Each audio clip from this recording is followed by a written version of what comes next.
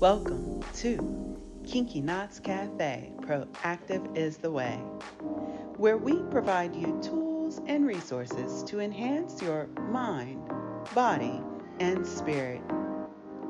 Get ready, folks. Let us nurture you from the inside out.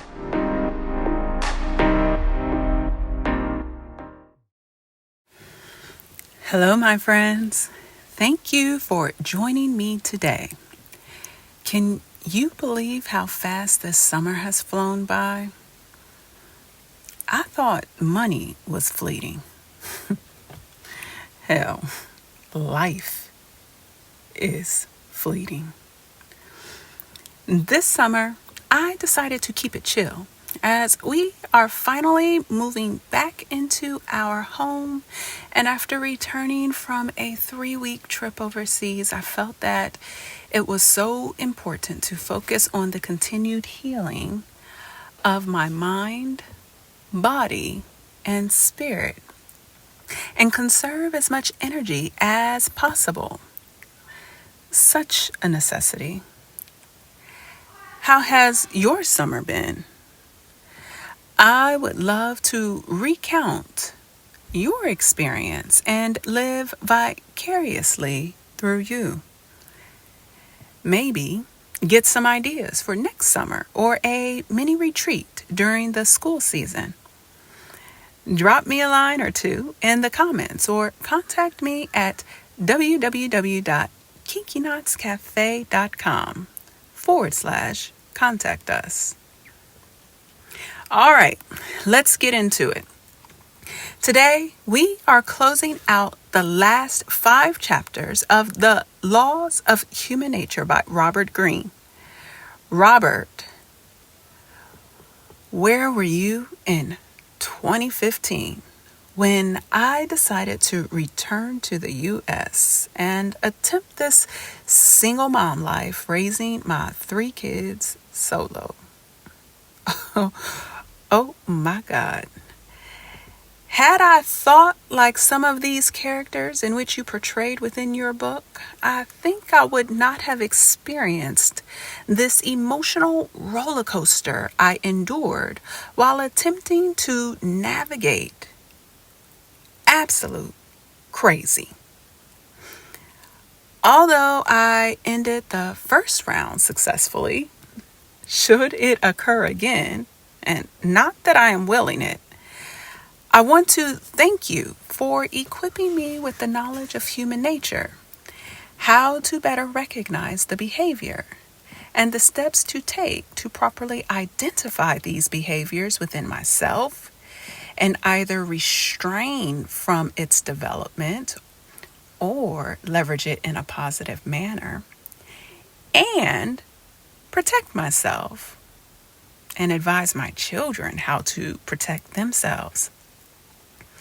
As I shared in my last podcast with Sherban Made, outside of what I see in movies, I didn't think that there was such a plethora of people who exist merely for their own self-interest and gratification.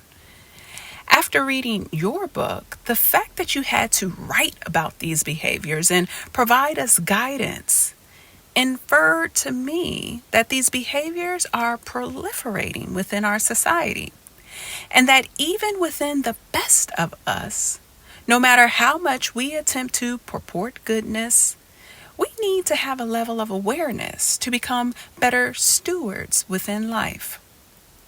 So truly, thank you. I can't wait until my next read by you. Yes, folks, coming soon, we will be reading the 48 Laws of Power.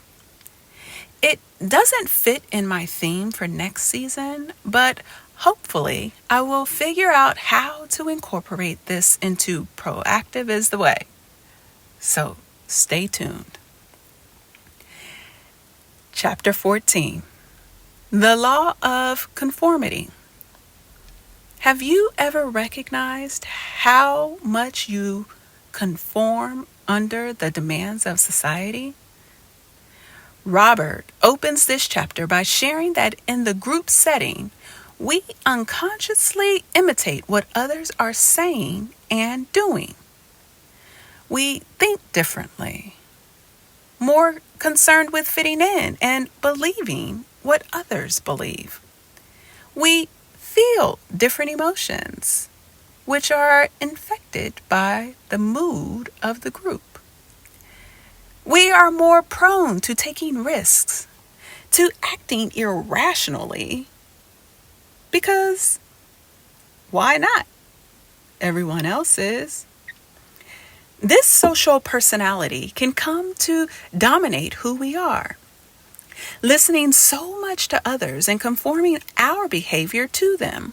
We slowly lose a sense of our uniqueness and the ability to think for ourselves.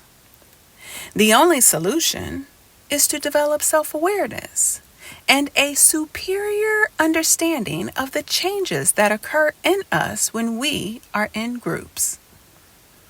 Robert shares the story of a young boy growing up in communist China and the great socialist cultural revolution which occurred, and how the students within his school were forced into groupthink to protect themselves from being tormented and imprisoned for being a revisionist, an agent for those who secretly worked to pull China back into its past.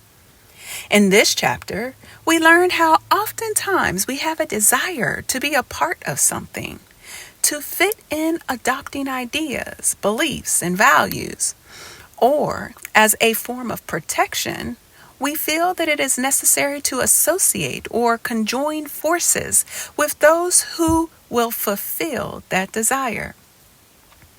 And because of that deep desire, we get so caught up emotionally. Our thought processes becomes simplistic, and we don't possess the ability for true independent thought, developing the ability to detach ourselves from the group and create some mental space for true independent thinking, and tend to accept the reality of the powerful effect that the group has on us. When we encounter a situation or a question is posed that may challenge group thought, we fail to ask ourselves pertinent questions to assess as to whether the beliefs and emotions in which we experience are our own or that of the group. When people are free to do as they please, Eric Hoffer states, they usually imitate each other. So, how do we overcome? Robert shares that we must observe our tendency to demonize the enemy and control it. We must train ourselves to not blindly venerate our leaders. We respect them for their accomplishments without feeling the need to deify them. We must be especially careful around those who have charismatic appeal and try to demystify and pull them down to earth. With such awareness, we can begin to resist and detach. Robert goes further into depth, breaking down individual and group dynamics in governmental or monarchies and the different types of authority figures that exist within these spaces, their behavioral tendencies, and how they exacerbate or support group dynamics to either lead the group successfully or to its demise. In the next chapter, chapter 15, the law of fickleness, or I would say, the law of watch your own damn back. People are fickle. They are quick to turn on you in a moment you seem weak, inexperienced, or encounter a setback. When you encounter such an environment, it will be your job to help them better understand you, to gain their loyalty and trust. Make them want to follow you. As a leader, authority is the delicate art of creating the appearance of power legitimacy, and fairness while getting people to identify with you as a leader who is in their service. Once you have gained people's trust, they will stand by you as their leader, no matter the bad circumstances. I love the story Robert used to help us better understand. It was about Queen Elizabeth Tudor. Now, this was a true queen playing the most ruthless game with such style and grace. 'Cause girls are players too. The story about Queen Elizabeth Tudor was so captivating. Get the book, folks, and read about her. She was so gifted at building effective relationships and strategizing during war. And although it was not shared, I know she had the gift of foresight. She appeared to always be years ahead of her constituents and enemies, leveraging her gifts well to build a prosperous and well-protected kingdom. What I liked about her is that she didn't leverage her entitlement expecting loyalty. She worked for it. She would earn the trust and credibility she required through her actions. On top of that, she remained humble and was a servant leader who possessed the ability to overcome people's fickleness and channel their energies for the prosperity of the kingdom. In this chapter, Robert guides us through developing strategies for establishing authorities, such as finding your authority style, to cultivating the third eye. In chapter 16, the law of aggression. Be mindful of the different types of aggressors that exist within the world. As my sister says, the earth disturbers, manipulators, intimidators, the power seekers. In this chapter, you will learn about the controlled and passive aggressors and even how to tame your own aggressive energies for productive purposes. So let me reiterate. The stories alone will teach you all that you need to know. In this next story about Rockefeller, Clark, and Payne, although I wanted to side with the underdog, I couldn't help but admire how Rockefeller leveraged his sophisticated passive aggressiveness to corner the refinery oil market. I felt bad for those who succumbed to his wrath, but then I didn't. He was very strategic and just possessed better tactics and resources. Not in a brute and cunning way, but it was like playing a game of chess, and you lost because he was more knowledgeable and strategically gifted. In this instance, I couldn't help but think, don't hate the player, hate the game. In this chapter, you will learn about the sophisticated and primitive aggressor and how to identify each type. The reality is that we all possess aggression. And I will admit that in the past, I had a lot of pent-up aggression and used it passively to stop people from trying to run game on me. Always using my kindness as weakness. Who here has fallen victim to this? Now, as I have been growing stronger in my disposition and setting standards that I actually abide by, I have learned to assert my desires and set boundaries. And in doing so, my life has eased and placed my mental and emotional health on a positive trajectory for proper healing and stability. As we continue, you will learn about the source of human aggression, the differences between passive aggression, controlled aggression, and its strategies, and how to counter them. In chapter 17, seize the historical moment, the law of generational myopia. You will learn about how your generation cultivates your values and belief system and the steps you can take to free your mind from the mental constraints placed on you by your generation. The chapter kicks off with a story in which the French monarchy leaned on its laurels and refused to hear its calls and pleas from its constituents to reform.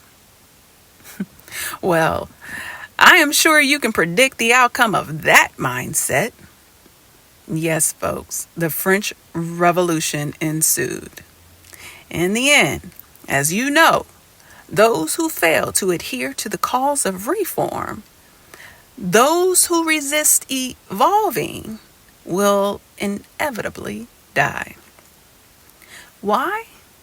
Because each generation will encounter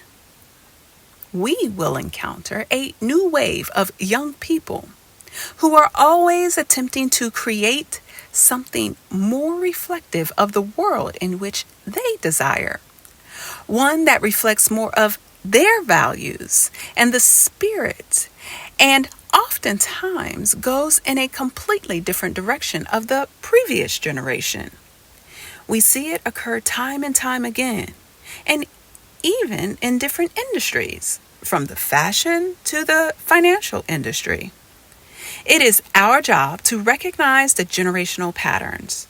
For example, we have been going through a revolutionary event of our own, after which subsequent generations of people will come to establish principles, conventions, and then hopefully stability. Robert gives us strategies to leverage these evolutionary times most effectively with the least amount of strife and conflict. One that I wish I understood a long time ago is this ideology about subversion. He shared, you might find yourself at odds with some part of the spirit of your generation or the times you live in.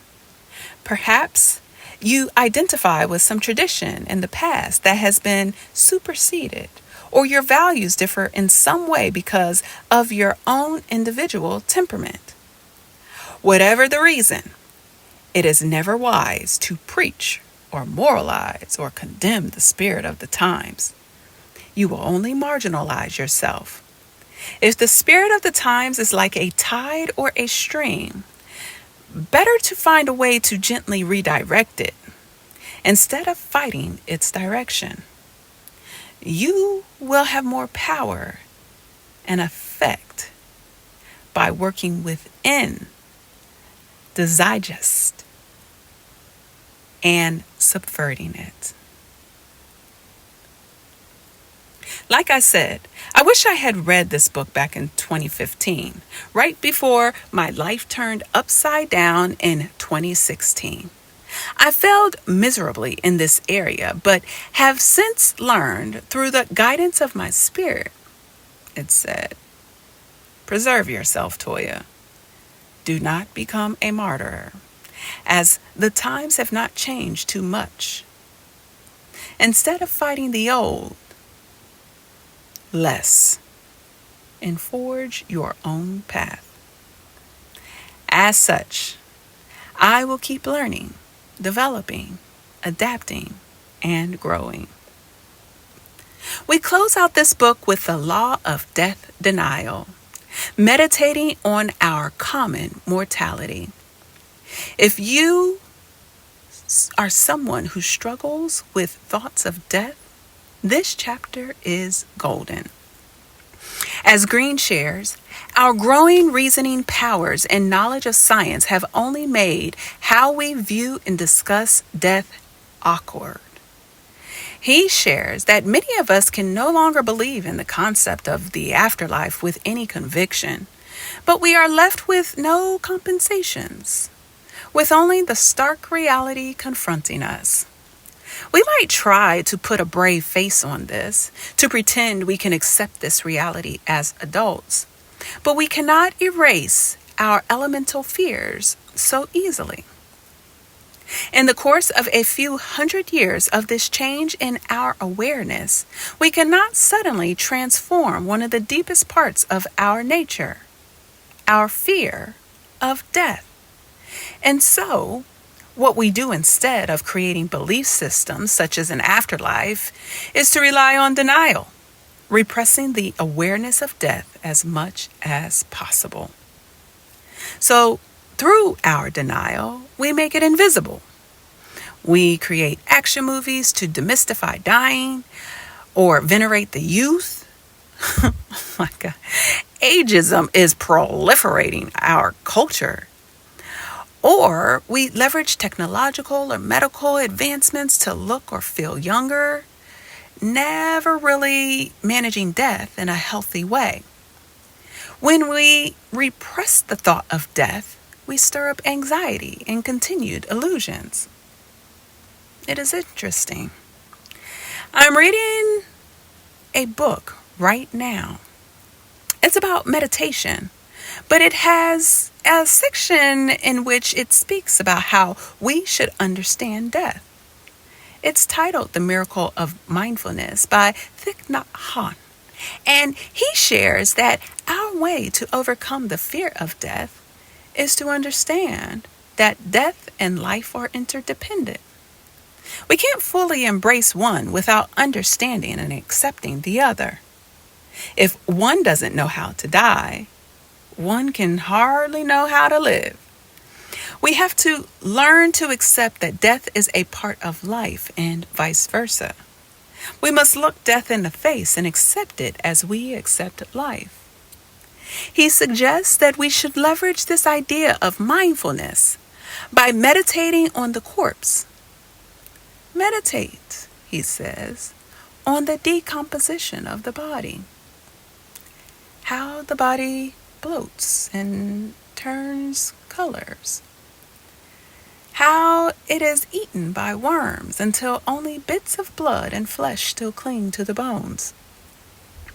Meditate up to the point where only white bones remain, which in turn are slowly worn away and turn into dust. Meditate like that, knowing that your own body will undergo the same process. We should meditate on the corpse until we are calm and at peace, until our mind and heart are light and tranquil, and a smile appears on your face. Thus, by overcoming revulsion and fear, life will be seen as infinitely precious, every second of it worth living. And it is not just our own lives that are recognized as precious, but the lives of every other person, every other being, every other reality.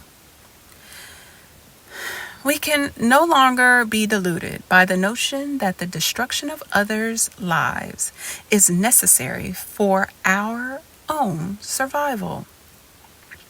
We see that life and death are but two faces of life, and that without both, life is not possible. With this understanding, we can rise above life and death, and to know how to live and how to die. See reality as it is, and resist the temptation to establish an illusion to pacify our fears. Only then will we be able to create a calm and serene state, similar to all those who have obtained the way. Robert writes very similar thoughts, leveraging imagery and acceptance, and provides a thorough overview about the path that we can take to cut loose from all of the illusions and addictions we employ to numb our anxiety. Growing up, my father used to always tell us, don't be caught up in the illusion. Your heaven and hell is right here on earth. You can make your heaven or make your hell, but when your time is up, your time is up. He actually said it a bit more ruthless than that, but in the end, essentially, he was saying, make sure you live your life and your life was well lived. And you did so to the fullest.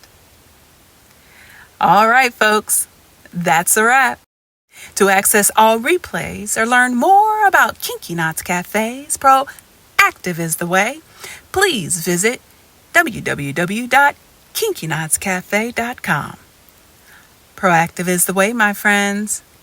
Take good care.